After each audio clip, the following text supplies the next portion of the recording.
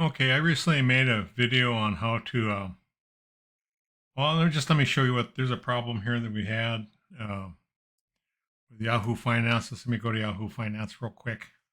So if we go to finance.yahoo.com, and let's just say we put in Tesla, and we want to do the history on Tesla. And you used to be able to download here, and you used to set dates here, go daily, monthly, and download the historical prices. Excuse me, I had to cough for a second.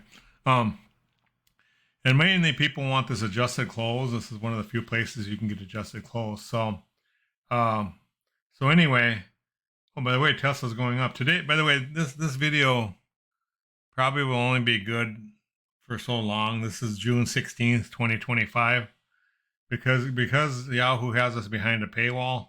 People are finding different ways to get around that paywall, and this is just going to show you a way to get around this paywall and download this. I previously showed a video how to just copy this and paste it into Excel and that type of thing. But I'm going to show you how to actually really download it using data from web. And so anyway, if I go here and I go, like say I change this to 6 months, for instance, it's going to give you this URL right here. And you could use that URL to actually go query on Excel. And I'm going to show you how to do that, how to create a URL that you can query on Excel. Now, this guy here is where I got a lot of information. So I want to give credit to him. He did something a little bit different. He wasn't looking for historical prices, but he actually, this is a good video if you want to watch. His name is Steve's Tips, Text, and Tackle.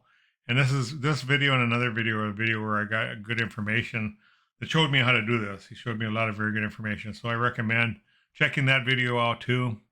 But anyway, so let's go back to Excel. You can see I have a typical, in fact, I could put that URL. Now, this is like kind of like a URL I just showed you on Yahoo Finance. And I created this spreadsheet. And one thing about this, these are dates, right? This is the ticker that I want to download, Tesla, right? And these are the dates. And this is the Unix date.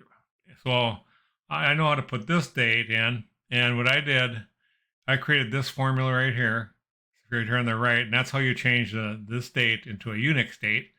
So that would be this number here. I would put that.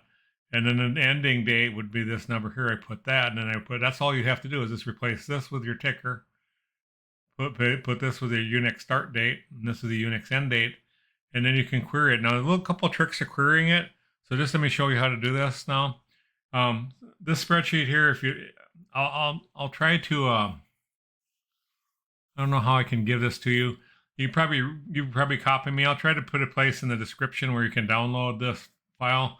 But this is pretty simple if you just follow these two formulas, and then kind of follow what I did here. This is another formula, and this concatenate puts all 5 of these together. Right? If I click on this, it actually puts all these together in order to create this URL for it. I know it's kind of a crude way to do it, a brute force way to do it, but it works, right? So this is the URL I need. And these are 2 other things I need when I go to data from web. So then let me just, without further ado, just kind of let me show you how this works. So I'm going to go to, so I want to download data for Tesla. This, by the way, this is for daily. You can probably adjust this for other things besides daily, but this is just for daily.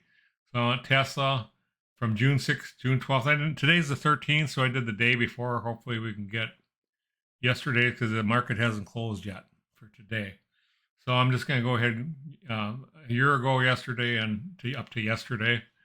And so then remember now this is working on the 13th of June. I don't know how long it'll work. Hopefully it'll work for a long time. That's just a caveat here. So that's okay. So you're going to, by the way, this is very slow too. So I'm going to go data, and I'm going to go from web. I want to go into advanced.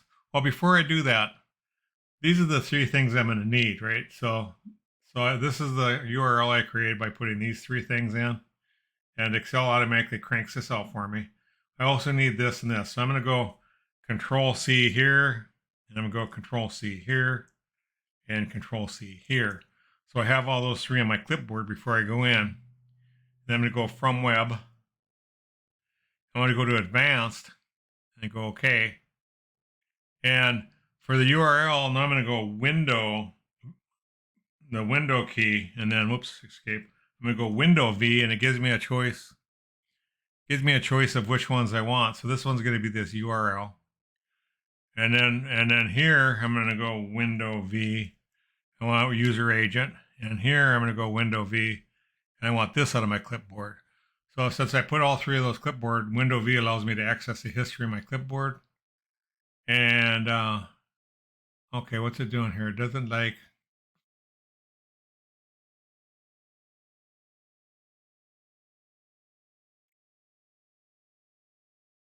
That's very weird. Okay, now it worked. Okay, for some reason it wasn't working, but now it is. It had this preview I didn't like. No, this is where it's going to take a long time. So I'm going to go okay. And I'm going to pause the video because this is going to take a while and I don't want to like waste your time here. Just let me pause the video for a second. Okay, it took about a minute and then this came up.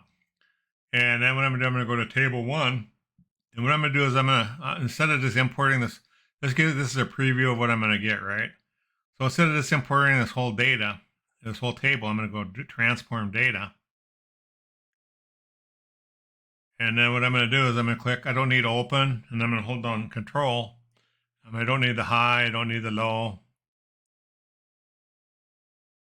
Try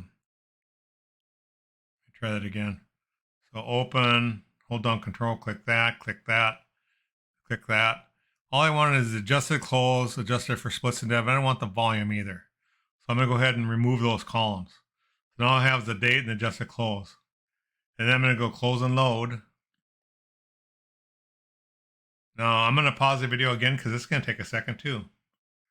Okay, and there it was. It added it in. So you can see it has a date and then it has adjusted close prices. So that actually took about 2 minutes. So in today's world, all that time I had waiting, that's a long time, but I was able to do it. So I used this information and I was able to download the adjusted close price from Yahoo.com, YahooFinance.com. So why would you do it this way? Well, sometimes when you're over here,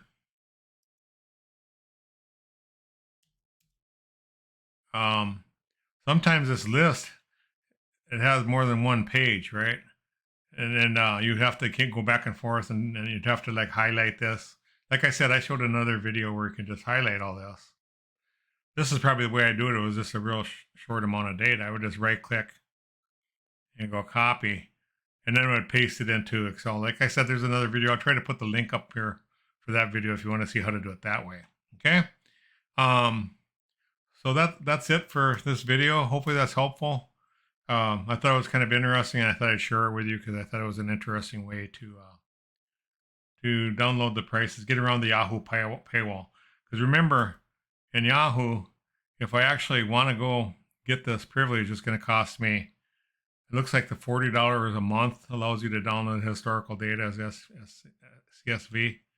So this is a way to get around paying that $40 a month. All right. All right. Thank you for watching. If you like this video, give me a thumbs up. If you haven't already subscribed, my picture will come up here. You can click on that picture to subscribe. Thanks for watching. Bye.